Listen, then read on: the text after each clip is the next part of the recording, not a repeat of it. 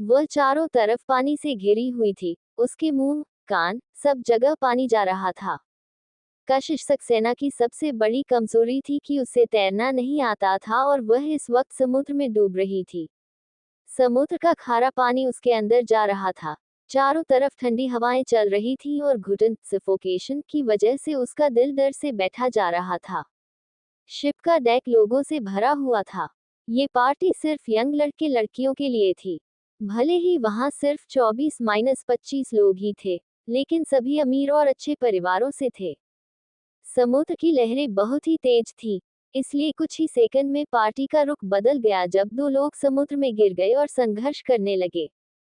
Help help, दोनों लड़कियां मदद के लिए चिल्ला रही थीं। बारिश शुरू हो चुकी थी। अचानक एक लंबा और हैंडसम इंसान भीड़ को चीरते हुए बाहर आया और उन दोनों लड़कियों को पानी में डूबते हुए देखकर उसके चेहरे पर बेचैनी और एंजाइटी दिखाई देने लगी। बिना किसी हिचकिचाहट के और बिना समय गंवाए, उसने अपना कोट उतारा और तुरंत ठंडे समुद्र के पानी में कूद गया। इस बारिश में उसे तैरने में दिक्कत हो रही थी, मगर उसने एक इंसान को बचा लिया।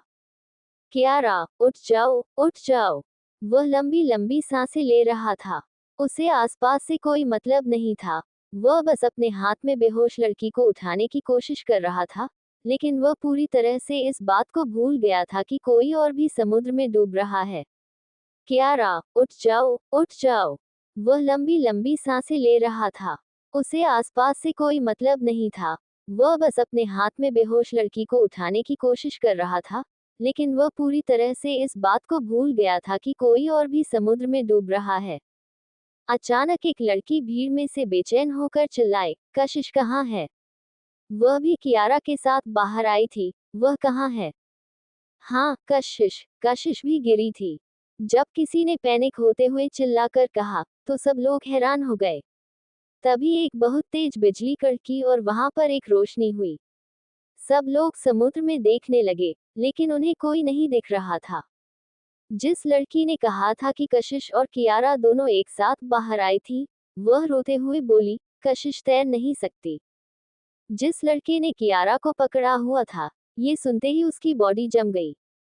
जब वह समुद्र में खुद था, तो उसने कशिश को भी देखा था, लेकिन वह कियारा को बचाने में इतना बिजी था कि दूसरे इंसान पर ध्यान ही नहीं दे पाया। ठीक उसी वक्त एक बहुत तेज आवाज के साथ कोई और पानी में कूदा। जब तक वह कशिश को बचाएगा, तब तक कियारा पहले से ही खांसते हुए होश में आ चुकी थी। ये बता पाना मुश्किल था कि वह रो रही है या फिर उसके चेहरे पर बारिश का पानी पड़ रहा था। उसने सामने खड़े इंसान को देखकर रोते हुए कहा, हर्ष। उसने उसके बाद अपना एक हाथ आगे बढ़ाया और अगले ही पल उसके गले के आसपास हाथ लपेटकर उस आदमी को टाइटली गले लगा लिया। उस लड़के की भौहें आपस में सिकुड़ी हुई थीं। कोई नहीं जानता था कि वह क्या सोच रहा है, लेकिन उसने धीरे से हाथ बढ़ाकर उसे और टाइटली गले लगाया और बोला, डरो मत, सब खत्म हो गया। उसकी आवाज बहुत ही जेंटल थी, जैसे वह इस लड़की को बचाकर दुनिया में सबसे ज्यादा खुश हो। वहीं भीड़ में खड़े लोग उन्हें इस तरह देखकर आपस में बात करने लगे।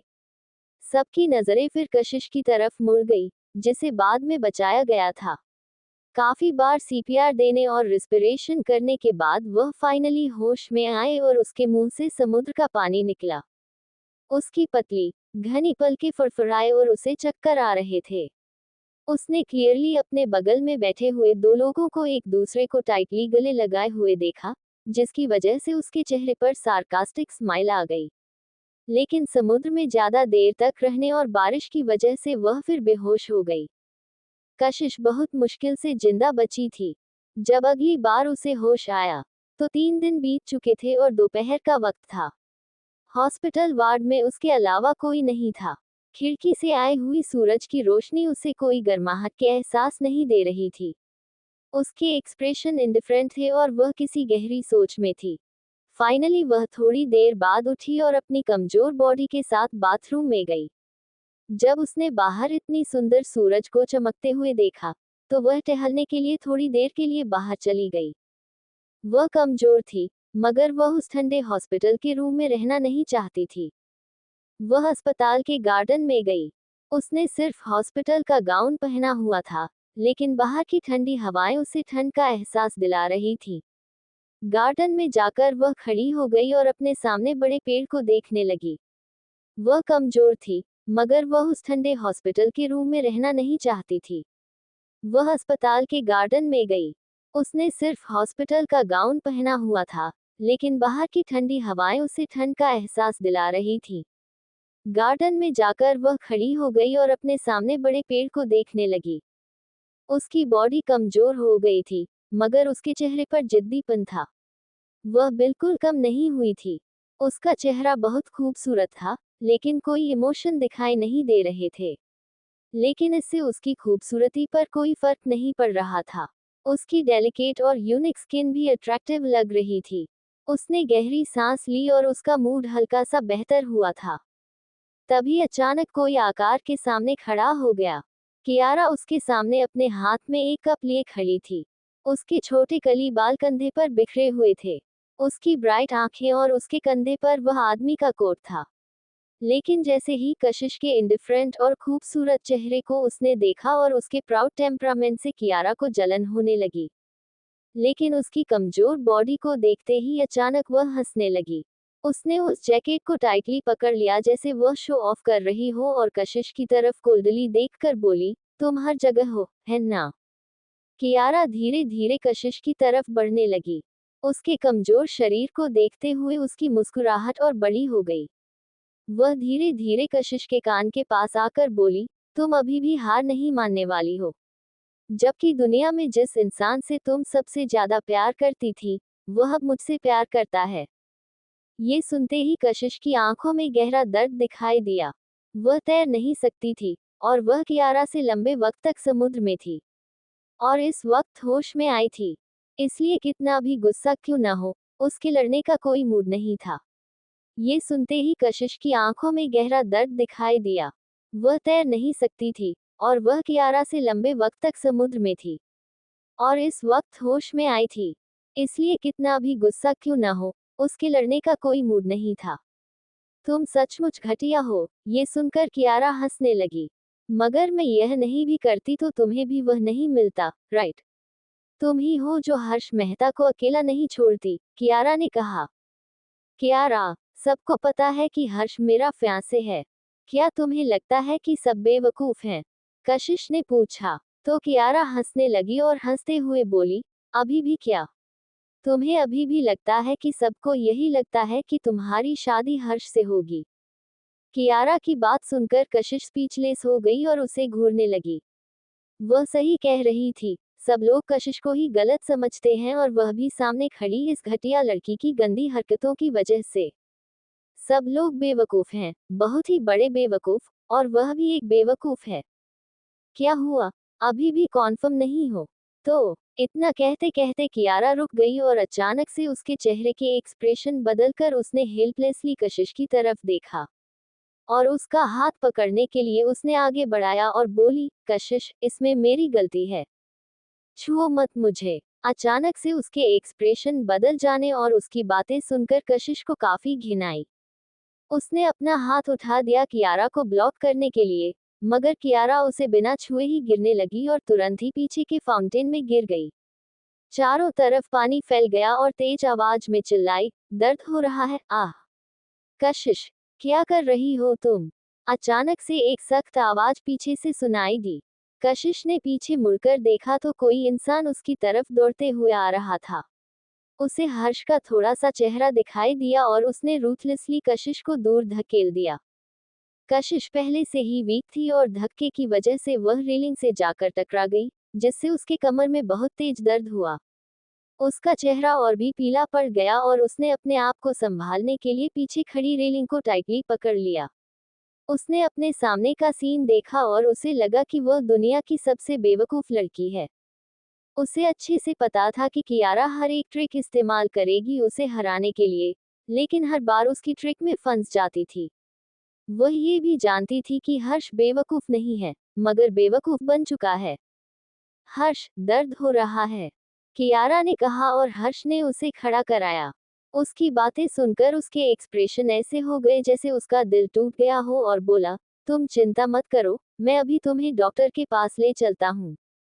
इतना कहकर उसने झुककर कियारा को गोद में उठा लिया और कशिश की तरफ देखा, जो उनकी तरफ कुंडली देख रही थी। उसने सख्त आवाज में बोला, तुम पहले अपने रूम में जाओ, मैं तुमसे बाद में मिलने आता हूँ। कशिश धीरे से सार्कास्टिकली हंस दी। उसकी हंसी में सरकाज़म साफ समझ में आ रहा था। हर्ष कियारा के साथ वहां से जाने के बाद कशिश कोल्डली अपने ऊपर ही हंसने लगी। वहीं पेड़ के पास एक ओल्ड लेडी व्हीलचेयर पर बैठी हुई थी और सब कुछ शांति से देख रही थी। लीला, क्या तुमने अभी अभी देखा क्या हुआ? उस ओल्ड लेडी ने पूछा और अपनी शार्प आंखों से दूर खड़ी कशिश को देख रही थी। उनके बगल में खड़ी औरत भी लगभग 50 साल की होगी, जिसे रिस्पेक्टफुली कहा, आपने क्लियरली नहीं देखा, मैडम। देखा, वह लड़की किस तरह बेवकूफी और घटिया हरकतें कर रही थी। उस ओल्ड लेडी ने गुस्से में कहा। मगर क्या यह इस बात का सबूत नहीं है कि सामने खड़ी लड़की और भी बेवकूफ है, जो इतनी छोटी सी ट्रिक भी हैंडल नहीं कर पाए? उस दूसरी औरत ने कहा तो उस ओल्ड लेडी ने नामे सिर हिलाकर समझदारी से कहा, तुम कुछ गलत समझ रही हो, लीला।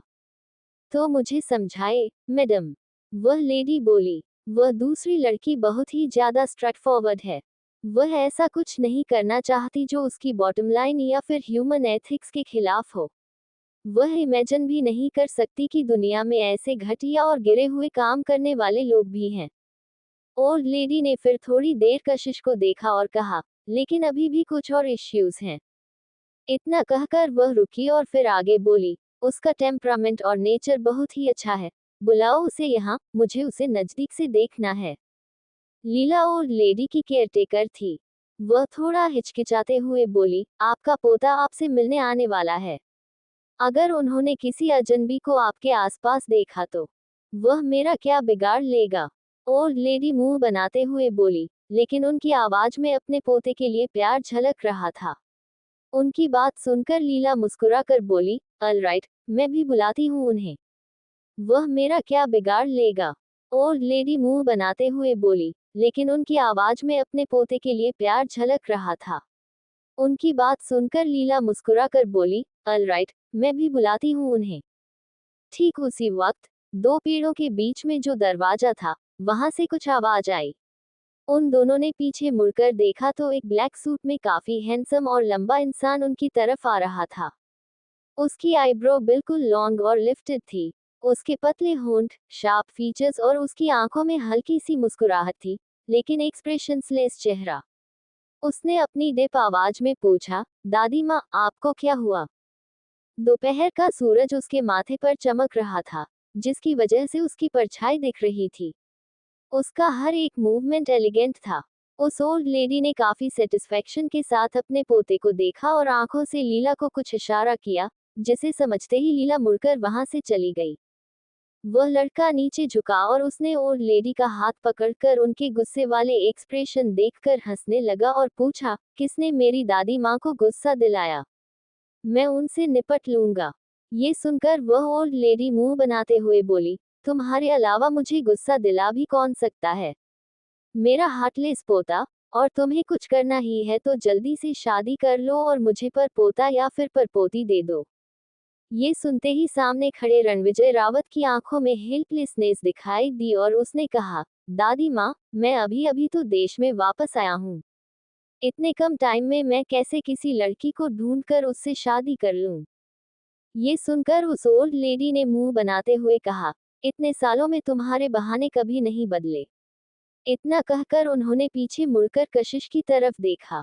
लीला ने उससे जाकर बात की थी और रणविजय की दादी ने दूर से ही हाथ वेव करने लगी।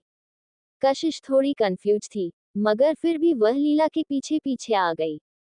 रणविजय खड़ा हो गया और उसने लीला को एक लंबी लड़की को दूरी से आते हुए देखा। उस लड़की का चेहरा पीला पड़ा हुआ था, मगर फिर भी वह खूबसूरत दिख रही थी। उसने अस्पताल का गाउन पहना हुआ था। जिस तरह से उसके कपड़े उड़ रहे थे, उससे साफ पता चल रहा था कि वह कितनी पतली है। रणविजय ने अपनी आंखें छोटी कर ली और उस लड़की पर अपनी नजरें बनाए रखी, लेकिन जब कशिश नजदीक आए, उसने शक भरी नजरों से उसकी तरफ देखा तो वह तुरंत दूसरी तरफ देखने लगा। यह थोड़ी हैरानी की बात थी उसके लिए। ये पहली बार था जब कोई लड़की उसे एडमिरेशन या फिर प्यार से देखने की बजाय गुस्से में घूर रही थी। इनफैक्ट कशिश ने उसकी तरफ सिर्फ एक सेकंड के लिए देखा था और फिर उसे सामने व्हीलचेयर पर बैठी दादी माँ की तरफ देखने लगी। उसके इंडिफरेंट लुक ने रणवीर को थोड़ा हैरान कर दिया और थोड़ा डिसअपॉइंट भी। वह थोड़ी देर के लिए रुका, मगर फिर भी उसके चेहरे पर हल्की मुस्कुराहट आ गई। मैम, क्या आप मुझे किसी चीज के लिए मिलना चाहती थी? कशिश ने थोड़ा दुख झुकते हुए पूछा। उसकी बीमारी की वजह से उसकी आवाज थोड़ी कमजोर और जेंटल हो गई थी, और वह झुकी हुई इसलिए थी क्योंकि व्हीलचेयर पर बैठे हुए इंसान से बात करते वक्त झुकना चाहिए, उनका गर्दन उठाना ठीक नहीं होता है, क्योंकि यह उनकी नेक के लिए बुरा होता है। लेकिन उसकी कमजोरी की वजह से ही यह उसके लिए काफी थका देने वाला काम था। उसकी हरकत पर रणवीर की दादी माँ वैदेही जी की आंखें और दीप हो गईं, और उन्होंने कशिश की तरफ देखा और हाँ में सिर हिलाते हुए बोली, बहुत अच्छे, बहुत अच्छे। उनकी बातें कशिश को और भी कंफ्यूज कर गईं, और फिर भी उसने अपने चेहरे पर एक पोलाइट मगर ऑकवर्ड स्माइल बरकरार रखी। नर्वस मत हो, मैं कोई बुरी इंसान नहीं हूँ। मैं बस थोड़ी बोर हो रही थी और मुझे बात करने के लिए कंपनी चाहिए थी। मुझे लगा कि तुम अच्छी लड़की हो, इसलिए मैंने तुम्हें यहाँ बुला लिया। मैं जानती हूँ ये थोड़ा सा अचानक हो गया, इसलिए तुम हैरान थी। क्या तुम मुझे माफ कर दोगी? वैदेही जी ने कहा, और उनके चेहरे पर खुशी देखकर कशिश ने नामे सिर हिलाते हुए कहा, इट्स ओके, वैसे भी मैं अकेले ही थी। कशिश ने कहा तो उसकी आंखों में एक कड़वाहट दिखाई दी, जो वैदेही जी ने तुरंत देख ली, और उन्होंने कशिश का हाथ लेकर जेंटली उस पर सहलाते हुए कहा, तुम्हारा नाम क्या है, बेटा? कशिश। कशिश ने जवाब दिया, ये तो बहुत ही अच्छा नाम है, तुम्हें नहीं लगता है, रणविजय? इतना कहकर उन्होंने सिर घुमाकर अपने पोते की तरफ मीनिंगफुल नजरों से देखा। उनकी आंखों में वार्निंग साफ नजर आ रही थी, जैसे कहना चाहती हूँ कि रणविजय के मुंह से ना निकली तो वह उसे सबक सिखाएंगी। जिसे देखकर रणविजय की आंखों में थोड़ी सी हेल्पलेसनेस दिखाई दी, मगर फिर भी उसने हाँ में सिर हिलाते हुए कहा, ये बहुत ही अच्छा नाम है, सूट करता है। जिसे देखकर रणविजय की आंखों में थोड़ी सी हेल्पलेसनेस दिखाई दी, मगर फिर भी उसने हाँ में सिर हिलाते हुए कहा, ये बहुत ही अच्छा नाम है, सूट करता है। ये सुनकर वैदेही जी ने अपनी एक आईब्रो उठाए और फिर कशिश की तरफ मुड़कर बोली, चलो कोशिश, मैं तुम्हें उन दोनों को इंट्रोड्यूस करवा देती हूँ। यह मेरा पोता है, रणविजय। कशिश ने साइड में खड़े आदमी को देखा और कुछ देर के लिए उसकी नजर उसके ऊपर टिक गई। सामने खड़ा इंसान के फेशियल फीचर्स बहुत ही अच्छे थे और वह काफी गुड लुकिंग था, और उसके खड़े होने से ही उसकी नोबिलिटी और एलिगेंस नजर आ रही थी। उसके प्रेजेंस और डोमिनेंस से कोई भी पता लगा सकता था कि वह कोई ऑर्डिनरी इंसान नहीं है। कशिश को लग रहा था कि उसने इस इंसान को कहीं देखा है, लेकिन कहाँ, उसे यह बात याद नहीं आ रही थी। लेकिन फिर उसने इस ख्याल को अपने दिमाग से निकाल दिया, क्योंकि इतने हैंडसम इंसान को देखने के बाद वह भूल नहीं सकती, राइट? रणविजय की आंखें चमक रही थीं। कशिश की आंखों में देखकर उसने अपना हाथ आगे बढ़ाते हुए कहा, हेलो, मैं रणविजय रावत हूँ। हेलो, मैं कशिश हूँ। कशिश ने हाथ आगे बढ़ाने की कोशिश की, लेकिन खड़े होने के चक्कर में वह बीच में ही रुक गई। वह काफी देर से घुटनों के बल झुकी हुई थी, इसलिए उसके पैर सुन्न हो गए थे और उसके कमर में लगी चोट फिर से दर्द दे रही थी। जैसे ही उसने थोड़े से मूवमेंट किए, उसे अपने पैरों में एक तेज और अजीब सा सेंसेशन महसूस हुआ, जिसकी वजह से उसकी बॉडी कमजोर होकर पीछे की तरफ गिरने लगी। संभाल कर। कशिश गिरने ही वाली थी तभी एक डिप मैग्नेटिक आवाज उसे सुनाई दी और किसी की मजबूत बाहों ने उसे तुरंत कमर से पकड़कर बचा लिया। अनएक्सपेक्टेडली कशिश जाकर रणविजय के गले लग गई। रणविजय के आसपास के एक रिफ्रेशिंग सेंट घूम रही थी, जिससे कशिश काफी ऑकवर्ड हो गई। उसने जल्दी से खुद को रणविजय से दूर करने की कोशिश की, मगर उसके पैर इसमें उसका साथ नहीं दे रहे थे। वह थोड़ी सी लड़खड़ा गई और उसने अपने आप को संभालने के लिए उसने रणविजय का कंधा पकड़ लिया। ठीक उसी वक्त उसके कमर के आसपास रणविजय के हाथ की पकड़ मजबूत हो गई और उसने उसे उठा दिया। कशिश ने अपने लिप्स बाइट कर लिए। क्लियरली 2 बार उसे रणविजय के करीब आने की वजह से काफी ऑकवर्ड फील हो रहा था। सीधी खड़ी रहो। उस डिपावाज ने कशिश को अपनी जगह से हिलने के लिए मना कर दिया और उसका हाथ कशिश को एक गर्माहट का एहसास दिला रहा था। कशिश रणविजय के बहुत करीब थी, जिसकी वजह से वह उसकी स्ट्रॉन्ग हार्टबीट को सुन सकती थी, जो किसी ड्रम की तरह बज रही थी, जिससे कशिश के दिल की धड़कन भी तेज हो गई और उसका पीला चेहरा हल्का सा लाल पड़ गया। ये पहली बार था जब वह किसी के इतने नजदीक गई थी, भले ही उसका और हर्ष का रिश्ता सालों से तय था, लेकिन वे लोग दोस्तों की तरह साइड हग करते थे, जैसे एक फॉर्मल रिचुअल हो। वह इतना ही आगे बढ़ सकती थी, यही उसकी लिमिट थी। वहीं दूसरी तरफ, अपने हाथों के बीच में कशिश की पतली कमर को महसूस करके रणविजय की आईब्रो आपस में सिकुड़ गई। रणविजय ने उस पतली लड़की को पकड़ा हुआ था, उसकी भौं आपस में सिकुड़ी हुई थी। उसने अपनी बाहों में पड़ी हुई लड़की को देखने के लिए अपना सर झुकाया, मगर उसकी चीन जाकर उस लड़की के सर से टकरा गई। उसके बाल उसके चिन से लगने से उसे हल्की गुदगुदी हुई। उसने अपनी नजरें हटाई तो उसकी नजर उसकी डेलिकेट और पतली गर्दन पर गई। उस ओवरसीज हॉस्पिटल गाउन की वजह से उसके कपड़े के अंदर की उसकी वाइट फेयर स्किन को आराम से देखा जा सकता था। अचानक रणविजय की आंखें डिप हो गई, मगर उस लड़की ने हिलने की कोशिश की। कशिश के शरीर से एक स्वीट स्मेल रणविजय के नाक तक पहुंच रही थी। एक पल के लिए हैरान हो गया। कशिश अपनी जगह पर जम गई। जब उसे फील हुआ कि उसके पैर ठीक हो गए तो उसने धीमी आवाज में कहा, थैंक यू, मैं ठीक हूँ। रणविजय के दिल ने एक धड़कन छोड़ दी, मगर फिर भी उसने उसे धीरे से छोड़ दिया और उसे अपने पैरों पर ठीक से खड़ा होता हुआ देखकर अपने हाथ पीछे खींच ली और पूछा, क्या तुम ठीक हो? हल्के लाल चेहरे के साथ कशिश ने हाँ में सर हिलाया और बोली, आई एम सॉरी, मेरे झुकाने की वजह से पैरों थोड़ी देर के लिए नम हो गए थे। रणविजय मुस्कुराकर बोला, मैं जानता हूँ, एक्सप्लेन करने की कोई जरूरत नहीं है। उस सिंपल सेंटेंस से ही कशिश हैरान हो गई। उसे अपने अंदर एक कड़वाहट फील हुई, मगर उसके एक्सप्रेशन बिल्कुल नहीं बदले और उसने कहा, थैंक यू।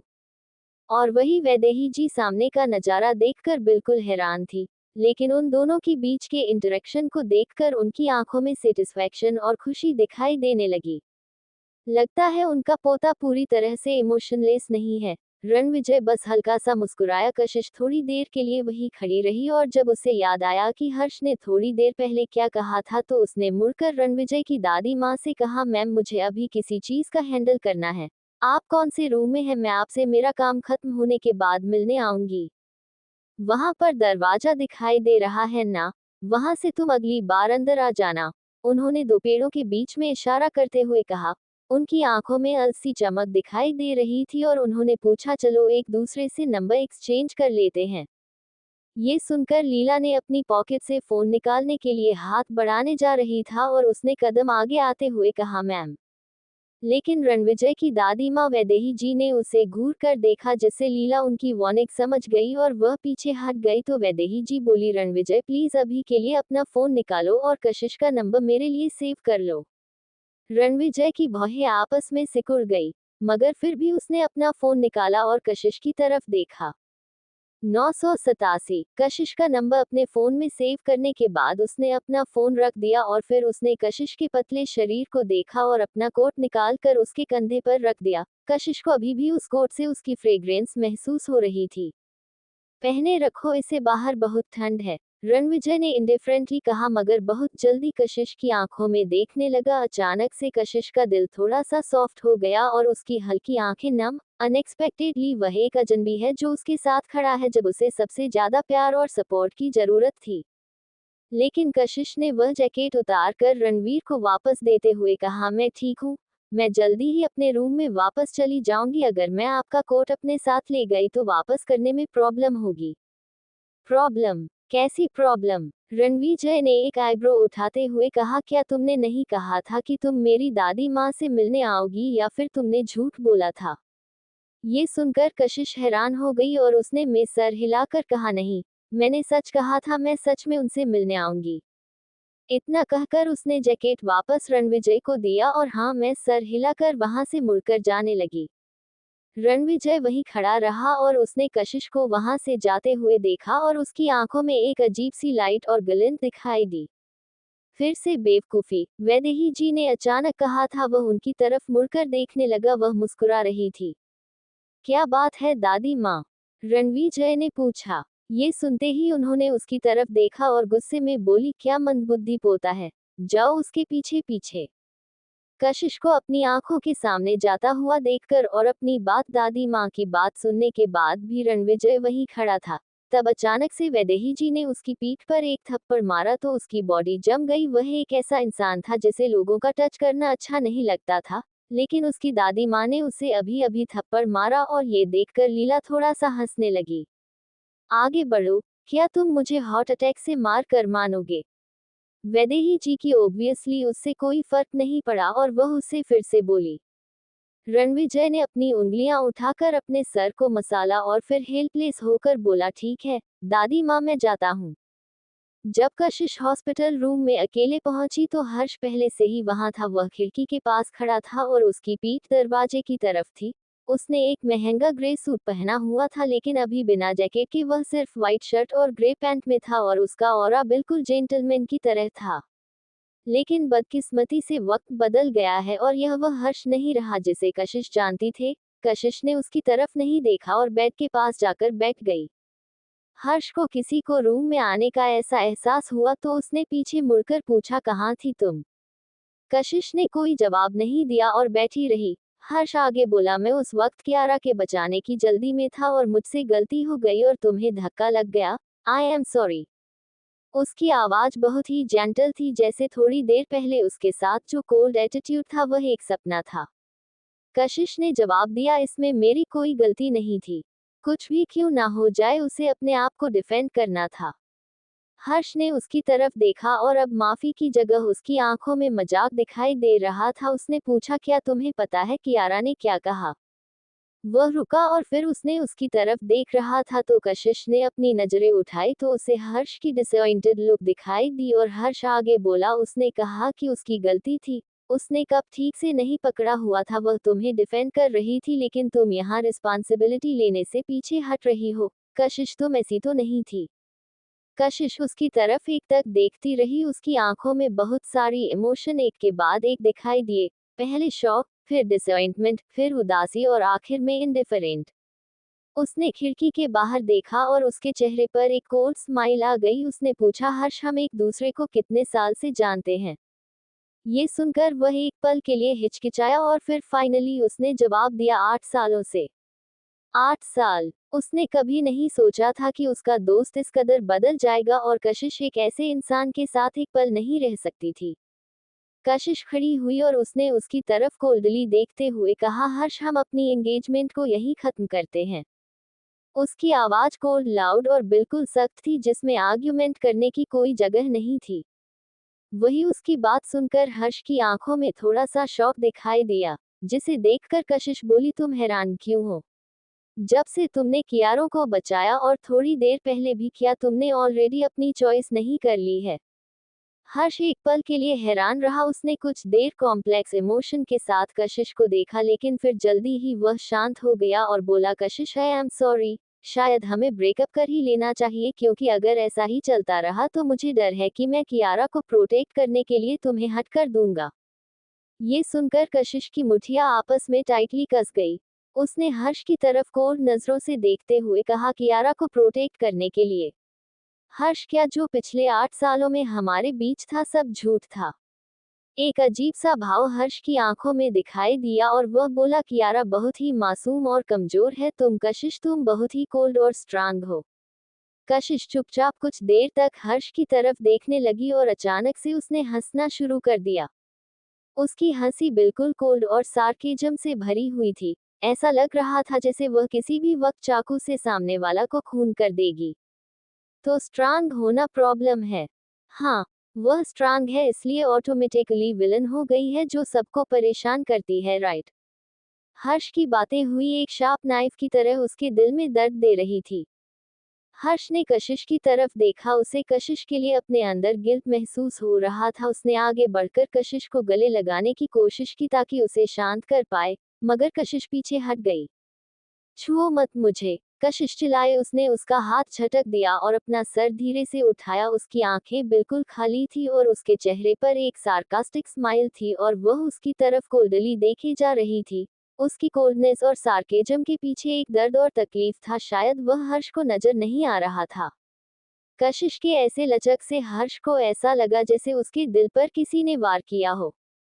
कशिश, उसने उसका नाम लिया मगर उसे समझ में नहीं आया कि वह आगे क्या बोले। कशिश ने उसकी तरफ कोल्डली देखा और बोली, हर्ष मल्होत्रा, याद रखना कि मैं तुम्हें डंप कर रही हूँ। मैं उम्मीद करूंगी कि तुम और कियारा जिंदगी भर एक साथ रहो। मुझे किसी की सिप्ती की जरूरत नहीं है, क्योंकि तुम मेरे लिए वह सामान हो जिससे पहले ही किसी ने यूज कर लिया है, और कशिश कभी किसी की छोड़ी हुई चीज नहीं उठाती। कशिश की यह अनएक्सपेक्टेड बात सुनकर हर्ष हैरान हो गया।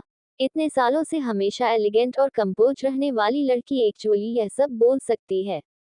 मगर वह उसका गुस्सा समझ सकता था और आखिर में बोला, कुछ भी क्यों ना हो जाए।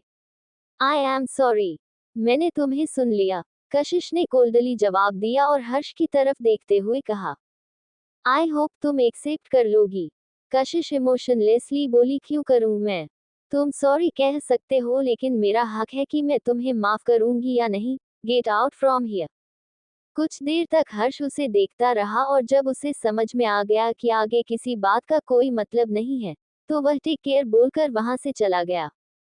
उसके जाते ही कशिश वापस बेड पर बैठ गई और उसके लंबे पैरों को आपस में समेट लिया और खाली आंखों से खिड़की के बाहर देखने लगी।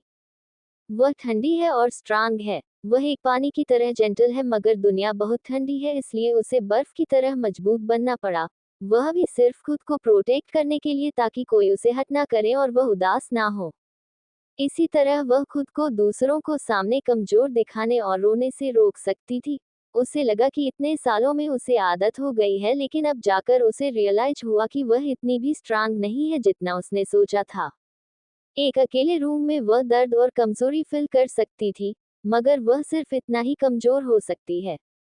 उसकी आंखों से एक आंसू निकलने लगे, मगर उसने साफ कर लिए, क्योंकि वह इन आंसुओं के लायक नहीं था। ठीक उसी वक्त कोई उसके पास आया और उसने उसके सामने रुमाल कर दिया, जिससे कशिश हैरान हो गई और उसने सर घूम कर देखा तो उसकी आंखें हैरानी से और भी बड़ी हो गई। उसने अपने पैरों को छोड़ा और बेड से खड़ी हो गई और सामने खड़े हैंडसम आदमी को देखा जो उससे भी लंबा था। अभी अभी थोड़ी देर पहले तो वह लोग अलग हुए थे और वह लोग फिर से मिल रहे हैं। आप यहाँ क्या कर रहे हैं? कशिश ने पूछा। रणविजय ने अपना कोट अपने हाथ में पकड़ा हुआ था। उसकी शर्ट वाइट और लग्जरियस थी, जिसके हाथों पर दो डेलिकेट सिल्वर कफलिंग थे, जो बिल्कुल रिफाइन और एलिगेंट अपीयरेंस दे रहे थे, जिसकी वजह से उसकी एक्स्ट्राऑर्डिनरी वाइब क्रिएट हो रही थी। उसकी आंखें लगातार कशिश के चेहरे पर बनी हुई थी। कशिश के चेहरे पर उदासी थी, जिसे कशिश ने जल्दी से छुपा लिया। थोड़ी देर बाद वह फाइनली अपने डिप पर स्मूथ आवाज में बोला, यूजुअली इस समय पर लड़कियां रोती है। कशिश हैरान हो गई, मगर उसकी वाइट आंखों में देखकर वह समझ गई कि वह पक्का उसका पीछे करते हुए यहाँ आया होगा और उसने पूरी बात सुनी होगी, इसलिए सब समझ गया। आई एम सॉरी, मैं किसी की तरह बातें नहीं सुनता हूँ, मगर इस बार गलती से सुन लिया, रणविजय ने कहा। लेकिन कशिश को देखकर नहीं लग रहा था कि उसे कोई फर्क पड़ता है। इस तरह के लड़के के लिए रोना बेवकूफी होगी, और उसके अलावा मेरे आंसू किसी के लिए मायने नहीं रखते। कशिश ने कहा तो रणविजय बोला, तुम सही हो, अपने इमोशंस ऐसे इंसानों पर वेस्ट नहीं करनी चाहिए जो तुम्हारे लायक नहीं है। मगर मैं तुम्हारी बात के दूसरे वाले पार्ट से एग्री नहीं करता हूँ। ये सुनकर कशिश ने अपना सर कंफ्यूजन में घुमाकर उसकी तरफ देखा। तुम्हारे आंसुओं की कीमत? रणविजय जी ने उसकी तरफ देखते हुए शांति से कहा, यह इस बात पर डिपेंड करता है कि तुम किसके सामने रो रही हो। कुछ लोगों के लिए तुम्हारे आंसू वर्थलेस है, जिनकी कोई कीमत नहीं है, लेकिन कुछ लोगों के लिए वह प्राइसलेस हो सकते हैं। भले ही उसकी टोन जेंटल थी, मगर उसके बातों के पीछे के गहरे मतलब ने कशिश को हैरान कर दिया और वह ऑकवर्डली दूसरी तरफ देखने लगी। अब रणविजय ने धीरे से अपना रुमाल मोड़ते हुए कहा, मैं तुम्हारे अंदर चल रहे सवाल का जवाब देता हूँ। वह इतना कहकर रुका और फिर उसकी तरफ देखते हुए बोला, तुम काफी स्मार्ट हो। तुम्हें अब तक अंदाजा लगा गया होगा कि मेरी दादी माँ चाहती है कि मैं तुम्हें डेट करूं। ये सुनकर कशिश की आंखें इधर उधर होने लगी और उसके चेहरे पर थोड़ी एम्बेरसमेंट दिखाई दी और वह बोली, मुझे लगता है कि आपने शायद उन्हें कुछ ज्यादा ही लंबा इंतजार करवा दिया है और वह आपसे एक प्यार पर पोता चाहती है। तुम बहुत ज्यादा स्मार्ट हो। रणविजय मुस्कुराया, जिससे कशिश को थोड़ा रिलीफ फील हुआ। लेकिन तुम्हें डेट करना मेरा पर्सनल डिसीजन है। कोई भी लड़की है मेरे बच्चे की माँ थोड़ी बन सकती है। रणविजय फिर से बोला, मगर भले ही उसकी टोन जेंटल थी मगर उसके कूल एटीट्यूड की वजह से कशिश को शांत होना मुश्किल हो पा रहा था। उसने कभी नहीं सोचा था कि कोई किलर और जेंटलमैन टाइप देखने वाला इंसान ऐसी एरोगेंटली और डिसरिस्पेक्टफुल तरीके से बात करेगा। मिस्टर रावत, क्या आप हमेशा ही इतने स्ट्रेट फॉरवर्ड होते हैं किसी लड़की को डेट के लिए पूछने के लिए? कशिश ने पूछा। मैंने किसी लड़की से आज तक नहीं पूछा है, सिर्फ तुम्हें, रणविजय बोला। कशिश के सर में अब दर्द होने लगा। ये पहली बार था जो वह इतनी मुश्किल इंसान से मिली थी। हम दिन में सिर्फ 2 बार मिले हैं, क्या आपको नहीं लगता कि यह थोड़ी जल्दबाजी हो जाएगी मिस्टर रावत? कशिश ने पूछा। मुझे अपने फैसले पर भरोसा है, रणविजय बोला, और यह सुनकर कशिश के चेहरे पर हमेशा रहने वाले इंडिफरेंट एक्सप्रेशन थोड़े से बदलकर उसके चेहरे पर कड़वाहट भरी हंसी आ गई। आपने थोड़ी देर पहले मेरी उस लड़के से बातें सुनी होगी, राइट? हम एक दूसरे को 8 सालों से जानते हैं लेकिन उसे मुझ पर भरोसा नहीं है, और दूसरी तरफ मैं और आप सिर्फ 5 मिनट के लिए मिले थे मगर फिर भी आप मुझ पर भरोसा कर रहे हैं। यह आपका फैसला है, कशिश ने कहा। तो रणविजय ने पूछा, क्या तुम मुझे उस घटिया आदमी से कंपेयर कर रही हो? ये सुनते ही कशिश पूरी तरह से शॉक हो गई और उसने जेटली पलक झपकाते हुए फाइनली हंसते हुए, सॉरी, डेफिनेटली मुझसे गलती हो गई। रणविजय ने उसकी ब्राइट स्माइल को देखा और उसकी आंखों में हल्की सी कोमलता दिखाई दे और उसने पूछा, तुम किस बात पर हंस रही हो? कशिश ने कहा, लगता है मैं आपको सच में अच्छे से नहीं जानती। मैंने उम्मीद की थी कि आपके जैसा एलिगेंट और कम बोलने वाला इंसान ऐसी कोई बात करेगा। ये बात आपके अपीयरेंस से बिल्कुल मैच नहीं करती। रणविजय बोला, यू आर राइट। जब तक तुम्हें मेरी बात समझ में आती है उसमें कोई प्रॉब्लम नहीं है, मगर हर एक चीज का अच्छा और बुरा साइड दोनों होता है, और अगर आप हमेशा बुरे को देखेंगे तो अच्छी चीजें नजर नहीं आएंगी आपको। जैसा कि कहा जाता है, एक बुक को कभी भी उसके कवर से जज नहीं करना चाहिए। क्या आप श्योर है कि आप लोगों को सिर्फ उनके एक्सपीरियंस से जज करेगी तो आपका फैसला सही होगा? ये सुनते ही कशिश की हंसी धीरे धीरे कम होने लगी और ठंडी हो गई। अफकोर्स वह नहीं करेगी। एक कियारा ही काफी है उसे पूरी जिंदगी के लिए सही ह्यूमन नेचर का लेसन सीखने के लिए।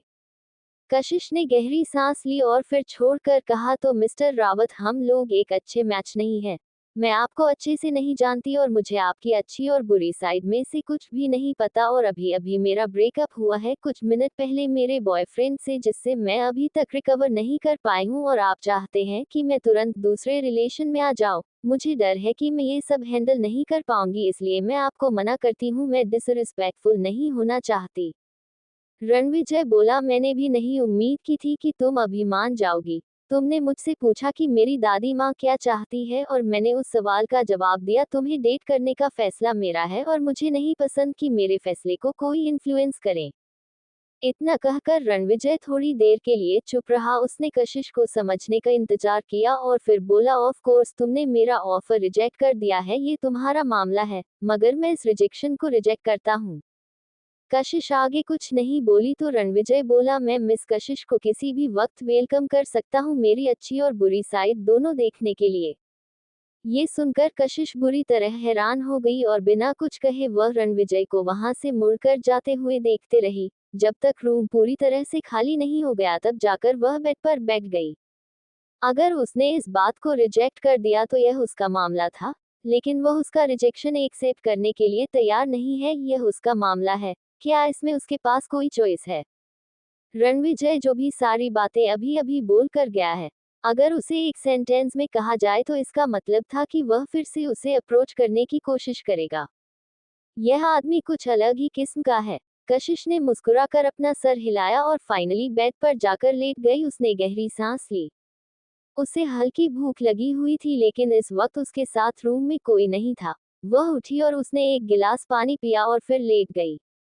उसके लिए ये सब कुछ इतना नेचुरल था कि उसने इस बात पर ध्यान ही नहीं दिया कि उसे इस वक्त किसी की जरूरत है अपना ख्याल रखने के लिए। आदत इंसान का दूसरा नेचर होती है। जब से वह 3 साल पहले विदेश से लौटी है तब से ही वह अपने अपार्टमेंट खरीदकर खुद ही रह रही है, अकेले। उसने अपनी बीमारियां अकेले फेस की है। वह हमेशा मेडिकल ट्रीटमेंट के लिए भी अकेले जाती है और उसे सभी जज्बातों से भी अकेले ही लड़ना है। भले कभी कभी हर्ष उसके साथ होता है लेकिन बहुत ही कम उसका ख्याल रखता था। 3 साल पहले मल्होत्रा ग्रुप क्राइसिस में फंस गया था और उनके कॉस्मेटिक की क्वालिटी को इशू को लेकर उन्हें कंपनसेशन के तौर पर बहुत ज्यादा पैसे देने थे। उस वक्त कशिश एब्रॉड से लौटी थी और उसने अपनी मां की पीआर कंपनी टेकओवर नहीं की थी, इसलिए उसने हर्ष की कंपनी ज्वाइन कर ली। पहले वह हर्ष के साथ कई सारे सोशल इवेंट में गई और उसके बाद वह लोग अलग अलग अटेंड करने लगे। उसे नहीं याद था कि कितनी बार इन्वेस्टर ने उसे गलत तरीके से छूने की कोशिश की या फिर उसका एडवांटेज लेने की कोशिश की। उसे नहीं याद था कि कितनी बार उसे शराब पिलाकर उसके साथ गलत हरकत करने की कोशिश की गई।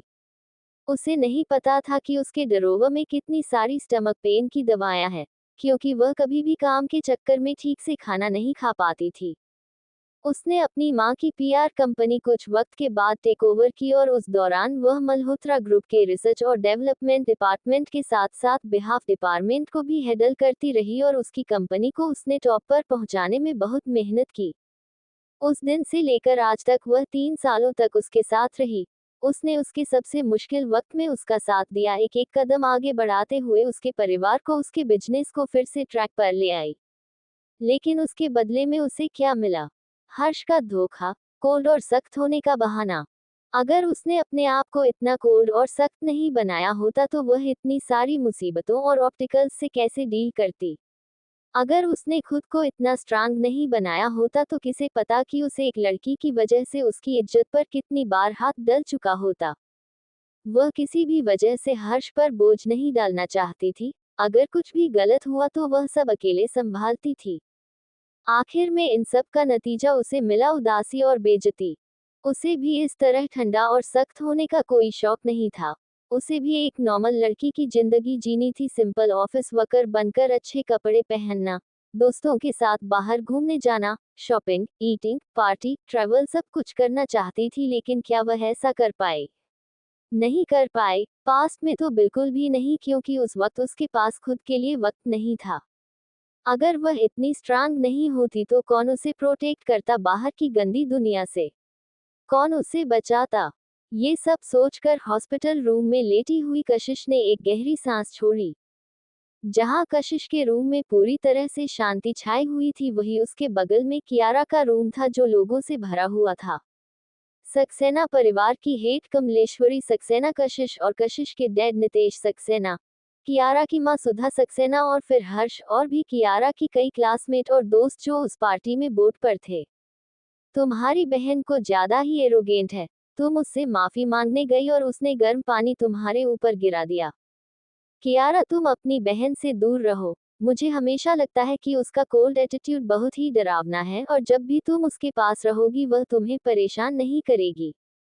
हाँ, वह एक लड़की है मगर हमेशा वह प्रोफेशनल कपड़े पहने रहती है और वह भी ब्लैक कलर के। मैं तो ये सुना है कि वह हर्ष की कंपनी के मर्दों से भी ज्यादा टफ है।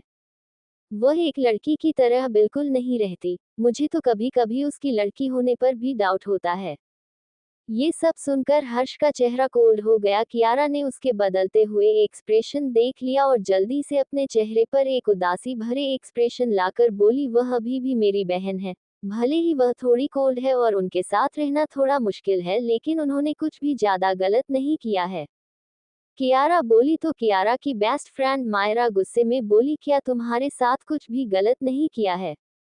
कियारा, तुम कुछ ज्यादा ही कांट हो। मैंने तुम्हें पहले ही भी बताया था कि उसके पास जाना अच्छी बात नहीं है। पूरे शहर को पता है कि उसने तुम्हारे साथ आज तक क्या क्या किया है। अगर वह नहीं होती तो तुम इस सिचुएशन में यहाँ नहीं होती।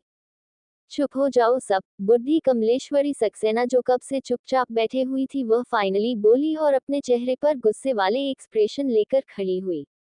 वह ज्यादा लंबी नहीं थी और उसके पूरे बाल सफेद थे। उसके चेहरे पर झुर्रियां थी जो उसकी उम्र को दिखते थे, लेकिन उसकी आंखों में एनर्जी साफ दिखाई दे रही थी और उसके कैरेक्टर से ही पता चल रहा था कि जब वह यंग होगी तो कितनी टफ होगी। एक बार जैसे ही उसने कहा, उसकी अथॉरिटी की वजह से नेचुरली हॉस्पिटल रूम में शांति हो गई।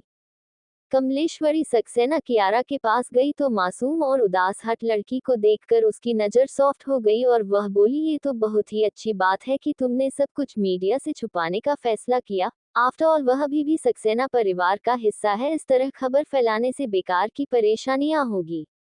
इतना कहकर कमलेश्वर सक्सेना रुक गई और उसकी आंखों में एक अजीब सी घिन दिखाई दे रही थी, जैसे सामने वाले का नाम लेना ही उसके लिए बहुत बुरी बात है।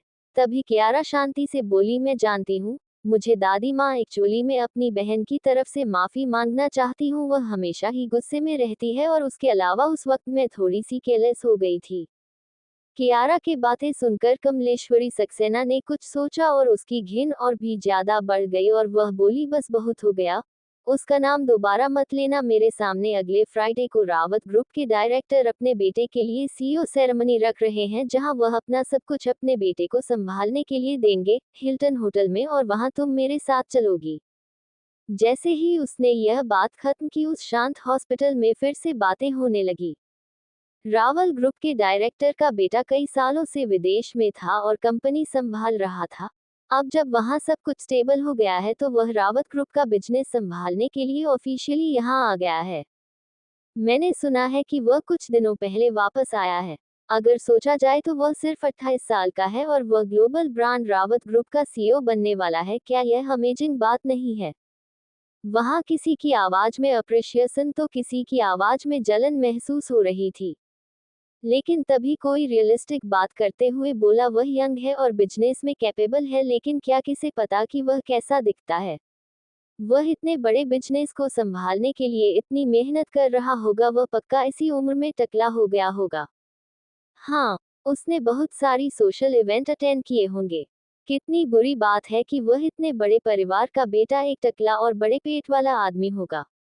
जब तुम ये सब बात कर रहे हो तो मुझे भी याद आया, जब मेरे डैड यंग थे तो वह काफी हैंडसम थे, लेकिन जब से उन्होंने कंपनी संभालना शुरू की उनके सारे लुक्स बर्बाद हो गए। सब लोग रूम में यही बातें कर रहे थे। आखिर में सभी इमेजिन करने लगे कि रावत ग्रुप का नया सीईओ एक टकला और मोटा आदमी होगा। मगर फिर भी यह काफी अच्छी बात है। आफ्टर ऑल कोई भी रावत ग्रुप की पार्टी अटेंड नहीं कर सकता था। कियारा, तुम कितनी लकी हो, तुम्हारी दादी माँ तुमसे कितना प्यार करती है। हाँ, मैं भी घर जाकर अपने डैड से बात करूंगी, शायद वह मुझे ले जाए अपने साथ। मैं भी। उन लड़कियों की बात सुनकर कियारा दिल ही दिल में सार्कास्टिकली हंसी, लेकिन ऊपर से उसने मासूम और कमजोर लुक बनाए हुए जेटली कहा, मैं समझ गई दादी माँ। कियारा का इतना वेल बिहेव और सेंसिबल बिहेवियर देखकर कमलेश्वरी सक्सेना काफी सेटिस्फाई हुई। उसने अचानक से मुड़कर हर्ष की तरफ देखा जो शांत था और बोली, हर्ष, तुम कियारा को अपने साथ ले जाना जब वक्त आएगा तो।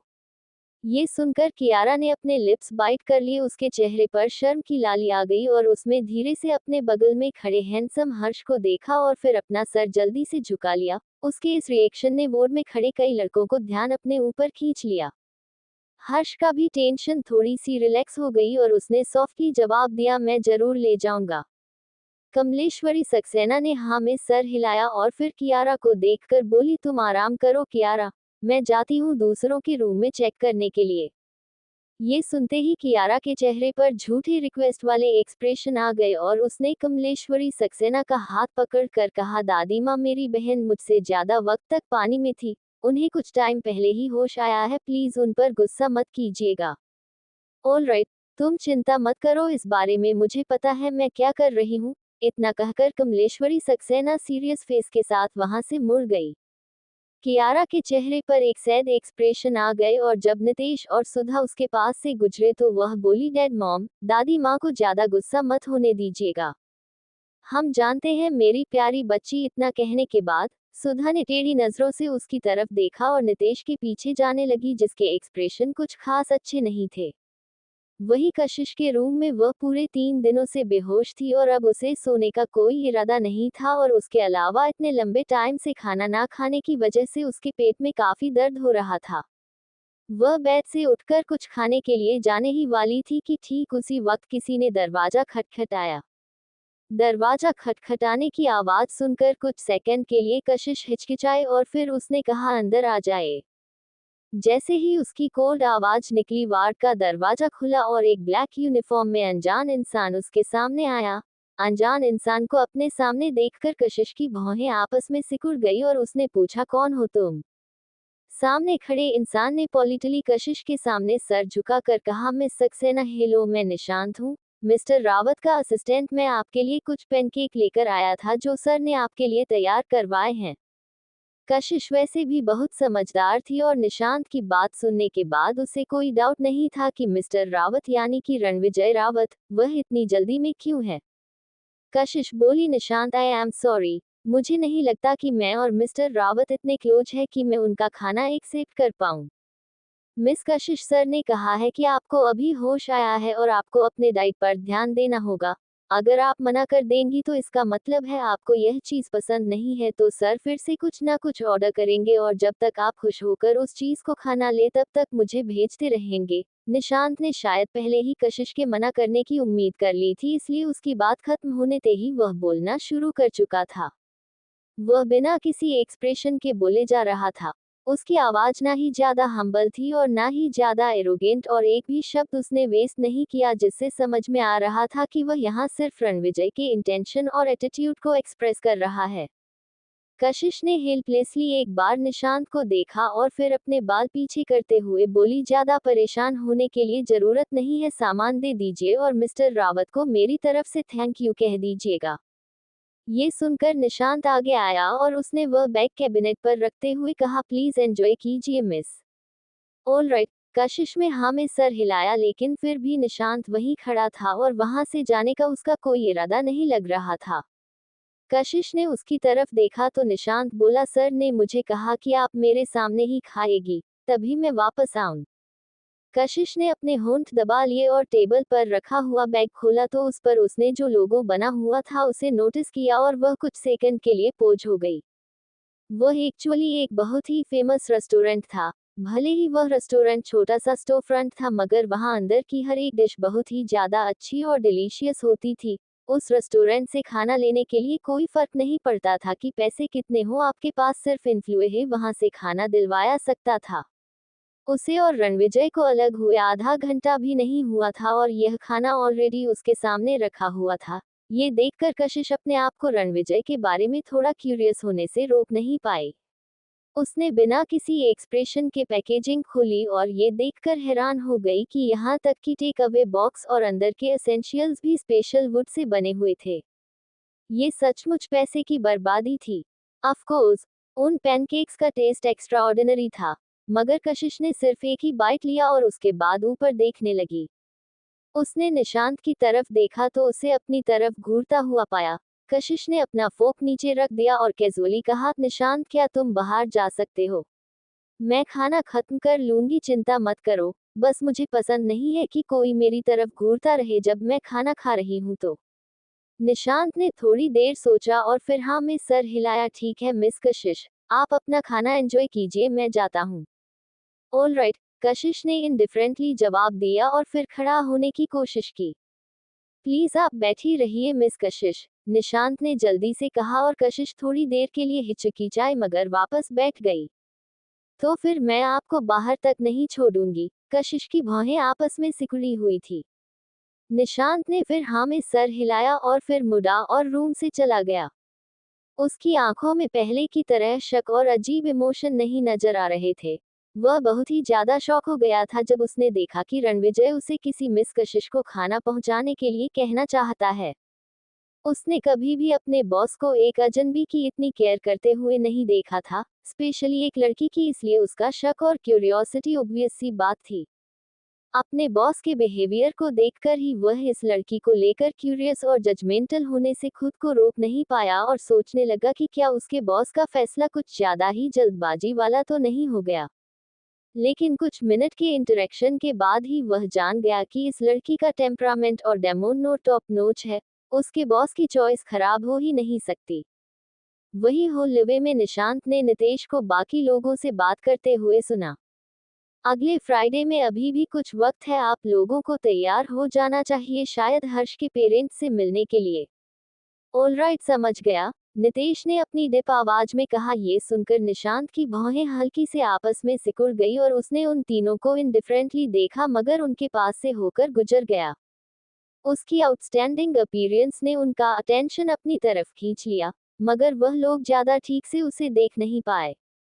वहीं कशिश को अंदर भूख लगी हुई थी और रणविजय के भेजे हुए पैनकेक टाइम पर पहुंच गया। अब जब उसने खाना एक्सेप्ट कर ही लिया था तो उसे अपने आप को भूखा रखने की कोई जरूरत नहीं थी। मगर वह उन पेनकेक्स को एंजॉय कर पाती है उससे पहले ही रूम का दरवाजा जो अभी अभी बंद हुआ था वह फिर से इस बार बिना नॉक के ही खुला, जिसे देखकर कशिश की भौहें आपस में सिकुड़ गई और वह दरवाजे की तरफ देखने लगी और उसके एक्सप्रेशन और भी खराब तब हो गए जब उसने दरवाजे पर खड़े लोगों को देखा। कामेश्वरी सक्सेना अंदर आए और कशिश उसकी आंखों में अपने लिए घिन साफ देखा सकती थी। कशिश ने अपने हाथ में पकड़ा हुआ फोक नीचे रखा, अब उसकी भूख ही मर गई थी। कशिश, क्या तुम ठीक फील कर रही हो? सुधा जो कामेश्वरी को फॉलो करते हुए अंदर आई थी उसने आगे आते हुए कहा। उसने एक लाल कर लड़की भड़क के लिए एम्ब्रॉयडरी वाली साड़ी पहनी थी और उससे मैचिंग गहने भी। उसके बाल बहुत ही अच्छे से अरेंज किया हुए थे और उसका चेहरा वेल मेंटेन था। वह एलिगेंट और जेंटल लग रही थी और उसकी आवाज में किंडनेस और चिंता नजर आ रही थी। मगर कशिश ने कोई जवाब नहीं दिया। अपने अच्छे संस्कारों के बावजूद भी वह अपने आप को किसी ऐसे इंसान से अच्छे से बात करने के लिए खुद को मना ही पा रही थी जिसकी वजह से उसकी माँ की मौत हुई थी। अपनी माँ के बारे में सोचकर ही कशिश को अपने दिल में दर्द होने लगा। उसके कोल्ड हाथ मुट्ठियों में कस गए और उसके दिल की नफरत और भी ज्यादा बढ़ने लगी। आई एम सॉरी आप लोगों को डिसअपॉइंट करने के लिए कि मैं मरी नहीं, कशिश ने कहा। 3 साल पहले उसे एब्रॉड में रहने के लिए फोर्स किया गया और इतने सालों बाद लौटने के बाद उसने पूरी तरह से अपने आप को उसे कंपनी में झोंक दिया था, जो हर्ष की थी और जो उसकी माँ ने छोड़ी थी। वह कभी उस घर में लौटना नहीं चाहती थी। अगर उसके दादाजी अभी भी वहां नहीं होते तो उसका तो बाकी के लोगों से अपनी जिंदगी में कभी कोई रिश्ता होता ही नहीं और ना ही वह कभी इन लोगों को देखती। और वही कशिश के यूजुअल कोल्ड रूडनेस से उसके डैड नितेश को गुस्सा दिला दिया और वह चिल्लाते हुए बोला, तुम्हारा किस बात का यह एटीट्यूड है? उसके इस तरह चिल्लाने से कशिश सार्कास्टिकली हंसी और उसने अपना सर झुका लिया। क्या इस इंसान को सचमुच लगता है कि उसके गुस्से को देखकर वह जरा सा भी डरेगी या फिर रिएक्ट करेगी? जब उसने काफी वक्त तक कई चीजें सुन ली तो उसने उसके गुस्से या फिर किसी भी इमोशन की परवाह करनी ही छोड़ दी थी। नितेश के चिल्लाने पर कशिश के चेहरे पर एक कड़वी मुस्कुराहट आ गई और उसने अपना सर झुका लिया। क्या इस सामने खड़े इंसान को सचमुच लगता है कि वह उसके गुस्से से डर जाएगी? जब उसे अपनी जिंदगी में लगा कि अब कोई उससे प्यार नहीं करता है तभी उसने दूसरों को प्यार करना और उनकी केयर करना छोड़ दिया था। तभी नितेश ने उसकी तरफ पॉइंट करते हुए कहा, उस वक्त तुम्हारे साथ खड़े होने के लिए मुझे रिग्रेट हो रहा है। तुम हमेशा ऐसा कुछ करती हो जो एम्बैरेसिंग होता है और हमारी फैमिली की रेपुटेशन खराब होती है। ये सुनकर कशिश सार्कास्टिकली हंसते हुए बोली, रेपुटेशन? कौन सी रेपुटेशन है? सक्सेना परिवार के पास? सक्सेना परिवार के मशहूर नितेश सक्सेना ने अपनी पहली वाइफ को मार डाला और एक नई और खूबसूरत लड़की से शादी कर ली। अगर गुनाह और लालच को रेपुटेशन के तौर पर गिना जाता है तो पक्का पूरे मुंबई शहर में सक्सेना परिवार ही सबसे ज्यादा रेपुटेशन वाला परिवार है। तुम पूरी तरह से आउट ऑफ लाइन हो। नितेश सक्सेना गुस्से के वजह से वह लगभग पागल ही होने वाला था। उसने कभी नहीं सोचा था कि उसकी इंडिफरेंट डॉटर हमेशा ऐसी ही बातें करेगी। इनफ!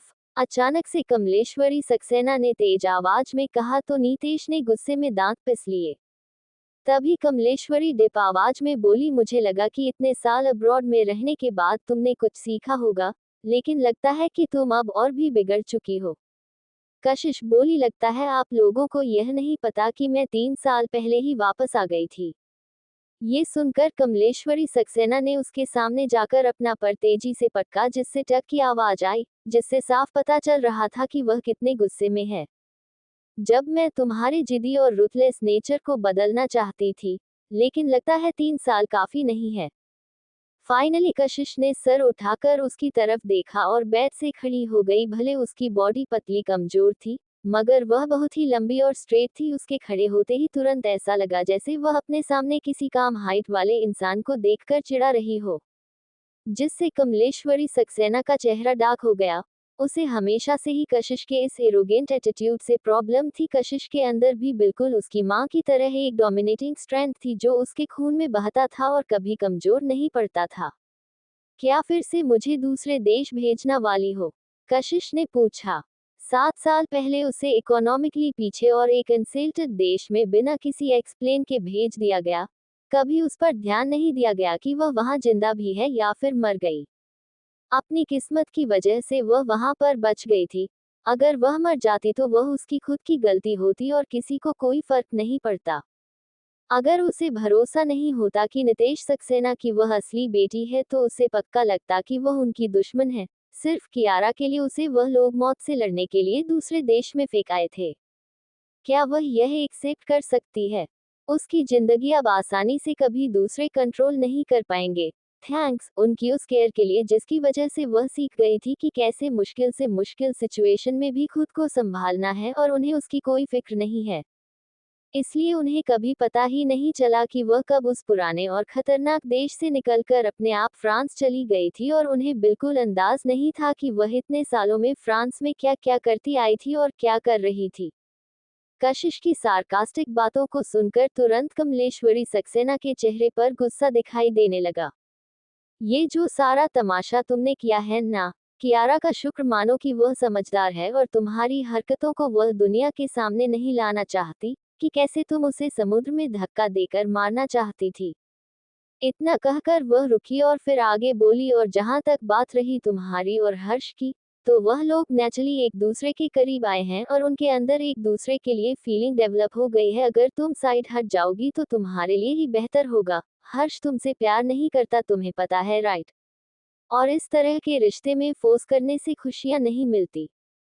ये सारी बातें सुनकर कशिश के दिल में बहुत तेज दर्द महसूस हुआ। उसने कियारा को समुद्र में धक्का दिया।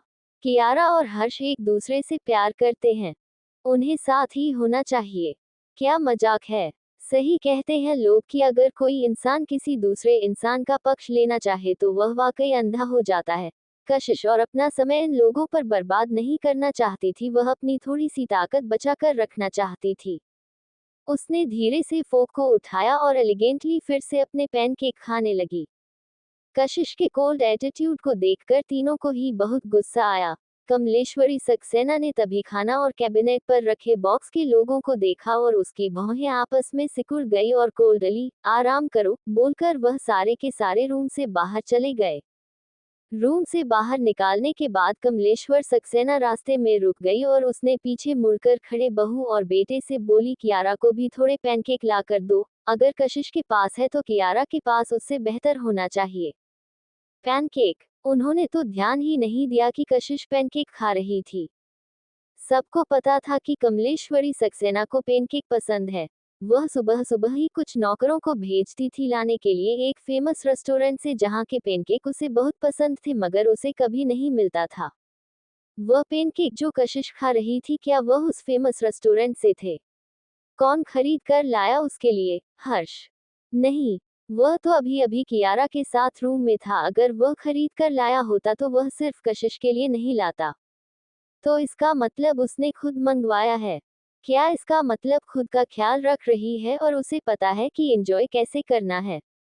तभी सुधा बोली, मैं समझ गई माँ। मुझे पता है कि आपको भी उस रेस्टोरेंट के पैनकेक बहुत पसंद है, मैं आपके लिए भी लेकर आऊंगी। सुधा की बात सुनकर कमलेश्वरी सक्सेना का मूड थोड़ा ठीक हो गया और उसने कहा, चलो चलते हैं। वही फेमस रेस्टोरेंट के थर्ड फ्लोर के प्राइवेट रूम में निशांत रणविजय के पीछे खड़ा होकर बात रहा था।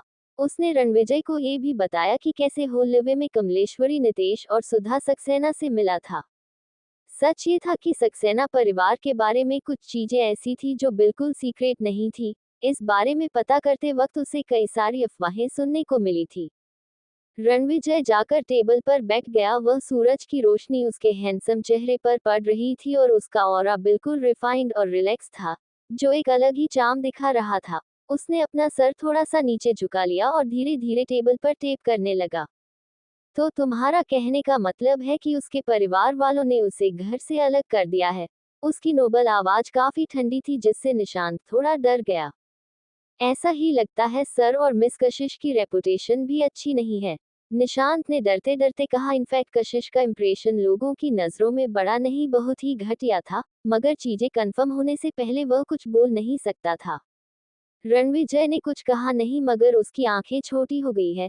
ये देखकर निशांत ने तुरंत रिस्पेक्टफुली पूछा, सर क्या आप चाहते हैं कि मैं उनके बारे में पता लगाऊं? उसकी कोई जरूरत नहीं है, रणविजय बोला और अपना हाथ पीछे खींचकर शांति से उसने आगे कहा, मैंने ऑलरेडी कह दिया है कि मैं उस पर ट्रस्ट करता हूँ। अगर तुम उसके पीछे जाकर उसके बारे में इन्वेस्टिगेट करोगे तो ऐसा नहीं होगा जैसे मैं अपनी बातों से पीछे हट रहा हूँ। लेकिन सर हम पक्का यकीन से नहीं कह सकते कि सारी अफवाहें झूठी होगी। निशांत शांत नहीं रह पा रहा था, उसने कभी नहीं सोचा था कि उसके बॉस किसी लड़की के लिए इस तरह की हरकत करेंगे। रणविजय खड़ा हुआ और उस खिड़की के पास जाकर हल्की टेढ़ी नजर से उसकी तरफ देखा और फिर खिड़की से एक काली रंग की गाड़ी को रुकते हुए देखकर बोला, अगर मैं उन बातों पर भरोसा करना चाहूं तो झूठ भी सच बन जाता है। उसकी बात बहुत ही शांत और डिप थी, जिसमें निशांत एरोगेंट और प्राइड दोनों ही महसूस कर सकता था। उसका दिल तेजी से धड़कने लगा और वह अपनी बॉस ये साइड बहुत अच्छे से जानता था। हर बार जब किसी को लगता था कि कोई बिजनेस मीटिंग या डील उन्हें मिलेगी, तब उसके बॉस सबसे अलग खड़े रहकर पॉसिबिलिटीज क्रिएट कर देते थे और उनकी इसी कॉन्फिडेंस की वजह से लोग उनकी रिस्पेक्ट करते थे। लेकिन वह सब बातें बिजनेस की है। उसने कभी अपने बॉस को किसी लड़की के लिए इतना ऑब्सेस नहीं देखा था।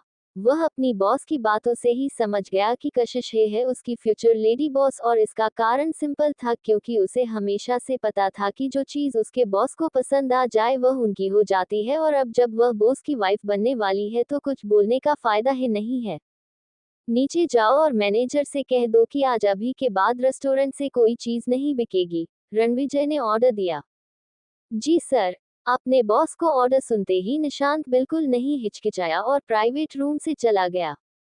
वही रेस्टोरेंट के एंट्रेंस पर ड्राइवर ने खिड़की नीचे की तो कमलेश्वरी सक्सेना का सीरियस चेहरा दिखाई दिया। नितेश और सुधा पीछे बैठे हुए थे और रेस्टोरेंट के एंट्रेंस की देख रहे थे। उनके ड्राइवर ने बाहर जाकर रिजर्वेशन करवाने की कोशिश की। ये रेस्टोरेंट सच में बहुत पॉपुलर है, कितनी बुरी बात है कि इसका ओनर दूसरा ब्रांच नहीं खोलना चाहता। यह इस जगह का यूनिक स्टाइल है, यहाँ के हर एक शॉप की अलग बात है। अगर कोई और सेम डिश बनाएगा तो उसका टेस्ट डिफरेंट हो जाएगा और दूसरा ब्रांच खोलने से उनकी ब्रांड इमेज खराब होगी, कमलेश्वरी सक्सेना ने कहा। और वह काफी कंफ्यूज थी, क्योंकि जब वह यंग थी तभी यह रेस्टोरेंट खुला चुका था, लेकिन आज तक इतना अच्छा करने के बावजूद भी कोई दूसरा ब्रांच नहीं बनाया गया था। आज रेस्टोरेंट में भीड़ थोड़ी कम थी, इसलिए उन्हें टेबल मिलने के चांस थे, वरना हमेशा रेस्टोरेंट इतना भरा हुआ रहता था कि कोई भी आसानी से वहां खाना नहीं खा सकता था। लेकिन जब वह लोग ये सब सोच रहे थे तभी उसने देखा कि उनके ड्राइवर को फ्रंट डेस्क पर जाते ही रोक दिया गया, जिससे उसकी भौहें आपस में सिकुड़ गई। इतने सालों के तजुर्बे के बाद अगर वह ये ना समझ सके कि सिर्फ उन्हें यहाँ रोका जा रहा है तो उसकी सारी जिंदगी बेकार है। उनके ड्राइवर के पीछे खड़े इंसान को आराम से रिजर्वेशन मिल गया। क्या करने की कोशिश कर रहे हैं ये लोग? सुधा भी हैरान थी, वह सिर्फ हमें क्यों बाहर निकाल रहे हैं? ऑब्वियसली, जो वेटर रिजर्वेशन कर रहा था वह भी उन्हें बुकिंग नहीं देना चाहता था। थोड़ी देर बाद कमलेश्वरी सक्सेना ने अपने ड्राइवर को कोल्ड एक्सप्रेशन के साथ वापस आते हुए देखा तो सख्त आवाज में पूछा, क्या हुआ? ड्राइवर बोला, उन्होंने कहा है कि आज वह लोग रेस्टोरेंट नहीं खोलेंगे।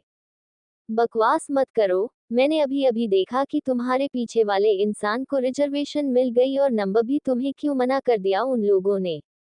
कमलेश्वर सक्सेना का चेहरा डार्क देखकर सुधा ने शार्पली पूछा। ड्राइवर को भी समझ नहीं आ रहा था कि ऐसा क्यों है। मैं जाकर चेक करती हूँ कि क्या बात है। गुस्से में सुधा बाहर निकली और किसी को गाड़ी से बाहर आता देखकर वेटर के कान में जो एयरपीस लगा हुआ था उसके जरिए उसे दूसरी तरफ से आवाज सुनाई दी और उसका चेहरा सख्त हो गया और उसने ठीक सुधा के सामने आते ही रिजर्वेशन मशीन को बंद कर दिया। सुधा के कदम रुक गए और उसे बहुत गुस्सा आया। यहाँ क्लियरली उन्हें टारगेट किया जा रहा है। वह दांत पीसते हुए वेटर के पास गई और उसने पूछा, तुम्हारी जगह को हुआ क्या है? तुम लोग हमें टारगेट क्यों कर रहे हो? क्या तुम लोग कस्टमर चूज करते हो कि तुम्हारे रेस्टोरेंट में कौन खाएगा और कौन नहीं? उस वेटर ने एक चेहरे पर नकली मुस्कुराहट रखे हुए पॉलिटली जवाब दिया, यस मैडम, हम ऐसा बिहेवियर अपने किसी भी कस्टमर के साथ नहीं करते हैं, लेकिन आप इकलौती कस्टमर हैं जिसे हम अपने रेस्टोरेंट में खाना नहीं खाने दे सकते। ये सुनकर सुधा को और भी ज्यादा गुस्सा आया और वह चिल्लाते हुए बोली, तुम लोग देखो, मैं तुम लोगों के रेस्टोरेंट के खिलाफ केस फाइल करूंगी। जरूर। वेटर के चेहरे पर अभी भी मुस्कुराहट थी और उसके चेहरे से बिल्कुल नहीं लग रहा था कि उसे सुधा की धमकी से कोई फर्क पड़ा हो। उसके इस एटीट्यूड को देखकर सुधा सोचने लगी कि ऐसा कौन इंसान है उनके पीछे जो उन्हें पुलिस और कंप्लेंट से भी डर नहीं लग रहा है। लेकिन हमने तो कुछ नहीं चुराया है, हम एक अच्छे इज्जतदार परिवार से है, तो तुम लोग हमें इंडिफरेंटली टारगेट क्यों कर रहे हो। सुधा की आवाज पहले से थोड़ी धीमी हो गई थी, मगर वह अंदर से गुस्से में से उबल रही थी। क्योंकि हमारे बॉस की फ्यूचर वाइफ को आप लोगों ने ऑफेंड कर दिया है, वेटर ने कहा तो सुधा अपनी जगह पर जम गई। वेटर भी बोल तो गया था मगर वह भी कंफ्यूज था। उसने वही बात दोहराई थी जो उसने ईयरपीस के जरिए कानों में सुनी थी। वह इस जगह के मैनेजर को जानता था, मगर इस जगह का असली बॉस कौन है उसे कोई आइडिया नहीं था। तो उनकी वाइफ कौन है ये बात तो दूर की थी। उसके बाद सुधा ने पूछा कि उसके बस और उसकी वाइफ कौन है, तो वह नहीं बता पाया। उसने कहा कि वह उसे नहीं बता सकता। सुधा के चेहरे पर गुस्सा साफ दिखाई दे रहा था। उसने दांत पीसे और पीछे मुड़कर जाने लगी।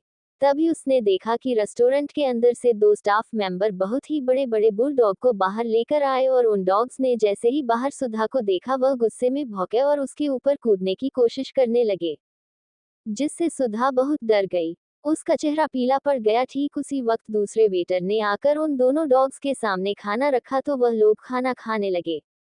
ये बहुत ही बड़ी बेइज्जती थी। सुधा बहुत ही एम्ब्रेस थी। उसका चेहरा गुस्से की वजह से लाल हो गया था। वह वही थोड़ी देर के लिए खड़ी रही और फिर गुस्से में मुड़कर गाड़ी की तरफ जाने लगी।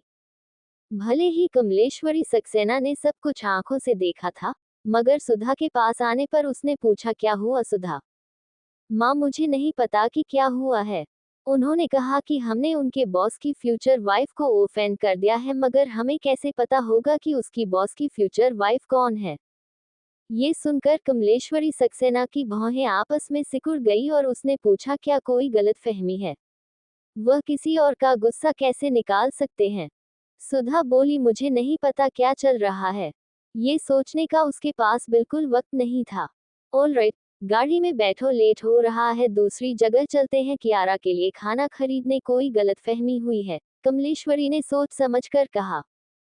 वह किसी को कैसे ऑफेंड कर सकते हैं जिसे वह जानते तक नहीं, और वह भी बिना किसी कारण के। अगर उन्होंने किसी को ऑफेंड किया होता तो वह कशिश थी। इतने सालों में उन्हें लगता था कि कशिश की वजह से उन्हें बहुत कुछ झेलना पड़ा है, और इस बारे में सोचकर ही वह गुस्से से भर गई।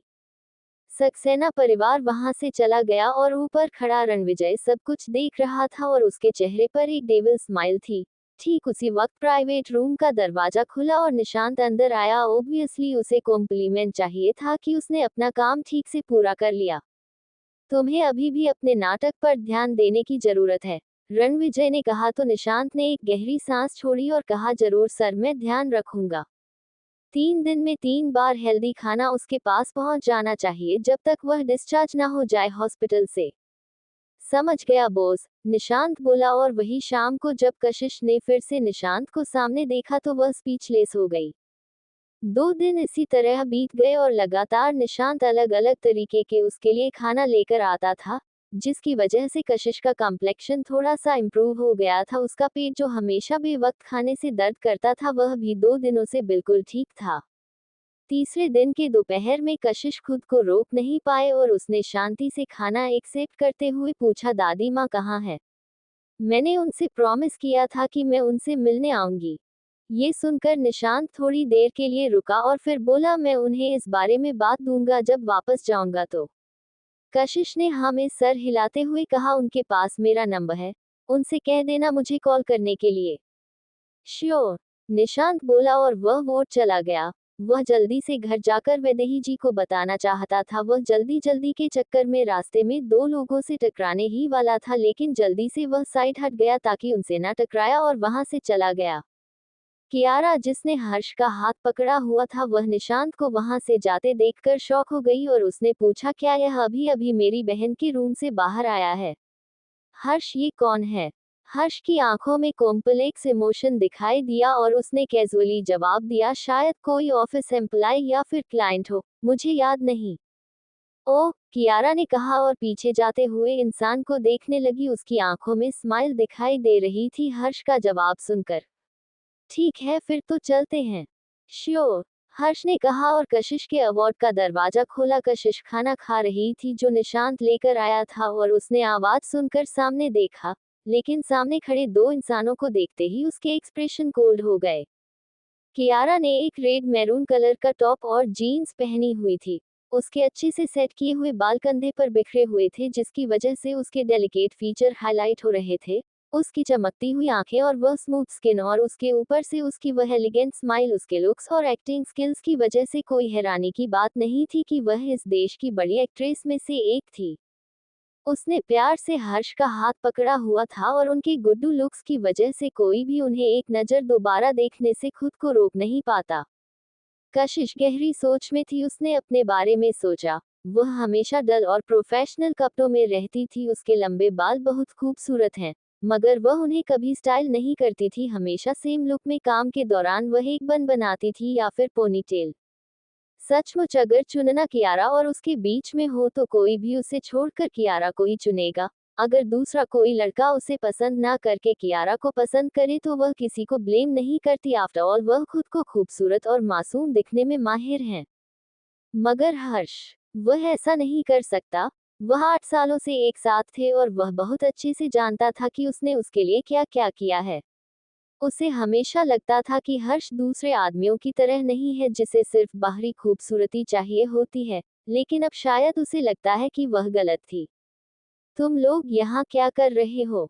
अपनी सोच से बाहर निकलने के बाद कशिश का कोल्ड लुक वापस आ गया। कियारा ने अपने लिप्स बाइट कर लिया और हर्ष का हाथ टाइटली पकड़ लिया। उसके चेहरे पर गुस्से वाले एक्सप्रेशन थे, लेकिन हर्ष ने उसे नहीं देखा। कशिश की ठंडी आवाज सुनकर हर्ष की भौहें आपस में सिकुड़ गई और कियारा को वह अपने साथ लेकर आगे पहुंचा। कियारा, आज डिस्चार्ज हो रही है इसलिए तुम्हें बाय कहना चाहती थी। ये सुनकर कशिश सार्कास्टिकली हंसते हुए बोली, बाय? Final farewell? अगर नहीं तो जाओ यहाँ से। कशिश, हर्ष ने गुस्से में चई हुई आवाज में कहा, तुम इस तरह की लड़की कब से हो गई? तुम तो हमेशा सही का साथ देती थी। इन सब में कियारा की कोई गलती नहीं है। कशिश ने अपना सर उठाकर हर्ष के चेहरे की तरफ देखा, जिसके चेहरे पर ब्लेम और डिसअपॉइंटमेंट नजर आ रही थी। उसने कभी हर्ष को अपनी तरफ इस तरह देखते हुए नहीं पाया था और ना ही कभी सोचा था उसने कि हमेशा उसका जेंटलमैन जैसा ये दोस्त ऐसा कुछ करेगा। मगर पिछले 3 सालों से वह हमेशा से ऐसा ही तो था। उसे लगा कि वह उसे देखकर टूट जाएगी, मगर वह बिल्कुल शांत थी, जो बात उसे खुद हैरान कर रही थी। कशिश अपना चम्मच नीचे रखा, ग्लास में पानी उठाया और उसका एक घूंट लिया और कैजुअल बोली, तो क्या इसमें मेरी गलती है? इतना कहकर वह खड़ी हुई और उनकी तरफ जाने लगी और हल्की सी मुस्कुराहट के साथ बोली, मैं गलत कर रही हूँ। तुम्हें क्या लगता है कौन हो तुम जो मुझ पर इल्जाम लगाओगे? हर्ष ने कुछ बोलने के लिए मुंह खोला, मगर वह कुछ बोल नहीं पाया। कशिश, हर्ष को ब्लेम मत करो, सब मेरी गलती है। कियारा अपनी बात खत्म कर पाती उससे पहले ही कशिश ने काफी ठंड नजरों से उसकी तरफ देखा, जिससे उसकी आवाज अपने आप रुक गई और वह अपनी जगह पर जम गई। ऑफ कोर्स, तुम्हारी गलती है। मैंने थोड़ी कहा कि इसमें तुम्हारी गलती नहीं है, कशिश ने कहा। हर्ष ने कियारा को डरा हुआ देखा तो उसे पीछे खींचते हुए बोला, कशिश, इसमें कियारा की कोई गलती नहीं। अगर तुम्हें किसी को ब्लेम करना है तो मुझे ब्लेम करो। कशिश ने देर से अपना सर उठाकर उसकी तरफ देखा। कुछ सेकंड के लिए उसकी कोल्ड नजरें उसके ऊपर बनी रही और फिर हंसते हुए उसने इनडिफरेंटली कहा, क्या तुम्हें सच में लगता है कि मैं तुम्हें ब्लेम नहीं कर रही हूँ? हर्ष की आंखें डार्क हो गई। उसने कुछ कहने की कोशिश की, मगर उसके मुंह से शब्द ही नहीं निकले। क्या तुम्हें सचमुच लगता है कि तुम लोग बिना किसी प्रॉब्लम के एक साथ रह सकते हो? पूरे शहर को पता है कि हर्ष मेरा फियांसे है और कियारा मेरी सो कॉल्ड स्टेप सिस्टर, तो तुम लोग एक साथ कैसे हो सकते हो? क्या तुम लोग इतने बेशर्म हो कि अपने प्यार को पब्लिकली दिखाओगे? और उसके बाद इसकी इनोसेंट लड़की वाली पब्लिक इमेज पर क्या फर्क पड़ेगा? कशिश की बात सुनते ही कियारा का चेहरा तुरंत पीला पड़ गया। उसे पिछले 2 सालों से धीरे धीरे बहुत मुश्किल से एंटरटेनमेंट इंडस्ट्री में फेम मिलना शुरू हुआ था। भले ही लोग सच्चे प्यार को सपोर्ट करते हैं, लेकिन उनकी सिचुएशन के लिए वह लोग पक्का उन्हें ब्लेम करेंगे। अगर इन दो बहनों के बीच की सच्चाई बाहर आई तो एंटरटेनमेंट एजेंसी के बाकी लोग पक्का उसे बाहर निकालने की कोशिश करेंगे। अगर सब इस पॉइंट तक पहुंच गया तो चीजें बहुत बिगड़ जाएगी। नहीं, उसे जल्द से जल्द इन सबको शांत करने के लिए कुछ सोचना होगा। कशिश, तुम इतनी टफ क्यों हो रही हो? हर्ष हेल्पलेस और अपसेट दिखा रहा है, जैसे कशिश उसे एम्ब्रेस कर रही हो। कशिश ने अपना सर झुकाया और जेटली फोरहेड से अपनी बाल पीछे की तरफ हटाए, जिससे उसकी स्मूथ स्किन पूरी तरह दिखाई देने लगी और जो खूबसूरती और स्टैंडर्ड से भरी हुई थी। तभी हर्ष बोला, हम बस यहाँ तुम्हें बाय बोलने आए थे। हमारा काम हो गया है तो हम तुम्हें और परेशान नहीं करेंगे। कशिश को सामने देखकर हर्ष के मन में बहुत सारे इमोशन घूम रहे थे और उसे नहीं पता था कि उन्हें कैसे एक्सप्लेन करना है। इसलिए वह अब उससे बात नहीं करना चाहता था। जब वह बोल रहा था तो उसने जब कियारा के साथ चलना शुरू किया, तभी कशिश की ठंडी आवाज ने उन दोनों को रोक दिया। एक सेकंड रुको। दोनों के दोनों रुक गए। उन्होंने कशिश की तरफ मुड़कर देखा जो उनकी तरफ आ रही थी। उसके ओवरसीज हॉस्पिटल गाउन में भी एक अलग एलिगेंस और स्ट्रेंथ के साथ बढ़ रही थी, जिससे हर्ष हैरान हो गया। कशिश उनके सामने खड़ी हुई और अपना सर टिल्ट करके डेविल स्माइल के साथ बोली, चलो पहले जो हुआ उसे साइड में रखते हैं। इतना कहकर वह रुकी और फिर कियारा की तरफ उसने देखा, जिसका दिल ऑलरेडी तेजी से धड़क रहा था। जो इलाजम तुमने मेरे ऊपर लगाए हैं मैं उन्हें तब हटाऊंगी जब मैं रेडी होगी, लेकिन इसका मतलब यह नहीं है कि जब मैं रेडी नहीं हूं तब तुम मुझे कुछ भी बोलकर निकाल जाओगी, कशिश ने कहा और अपना सर नीचे करके गिलास से एक और सिप पानी का लिया और उसका सारा मूड खराब हो गया था। उसने अपना सर उठाकर कियारा को ऊपर से नीचे तक देखा, जो थोड़ी सी उससे छोटी थी। कशिश, कियारा ने बोलने की कोशिश की मगर उसकी बातें गले में ही फंस गई और वह अपनी जगह पर जम गई। वह बेवकूफों की तरह खड़ी थी। तब अचानक उसे गर्म पानी अपने सर पर गिरता हुआ महसूस हुआ और उसका महंगा मेकअप गर्म पानी को बर्दाश्त नहीं कर पाया और तुरंत ही मेल्ट होने लगा और उसके टॉप पर कपड़ों पर भी लगने लगा। उसके केयरफुली स्टाइल बाल भी भीगने से बहुत ही फालतू दिखे रहे थे। एक पल के लिए रूम में गहरी शांति छाई रही और कुछ सेकंड के बाद कियारा तेज आवाज में चिल्लाए, आ। तब जाकर हर्ष शोक से बाहर आया और उसने कियारा को जल्दी से अपने करीब छुपा लिया और पूछा, क्या तुम ठीक हो? हर्ष, कियारा ने अपने लिप्स तेजी से बाइट कर लिया। उसे देखकर लग रहा था कि दुनिया की सबसे बड़ी नाइंसाफी उसी के साथ हुई है और वह रोने ही वाली है। वही उसकी हालत देखकर हर्ष के चेहरे पर एक जेंटलनेस और प्यार दिखाई दे रहा था और उसने उसे टाइटली गले लगा लिया। जब उसने देखा कि कियारा के चेहरे को कुछ नहीं हुआ है तो उसने एक राहत की सांस ली और गुस्से में घूरकर कशिश की तरफ देखा। उसके चेहरे के गुस्से से लग रहा था कि वह कशिश की जान लेना चाहता हो।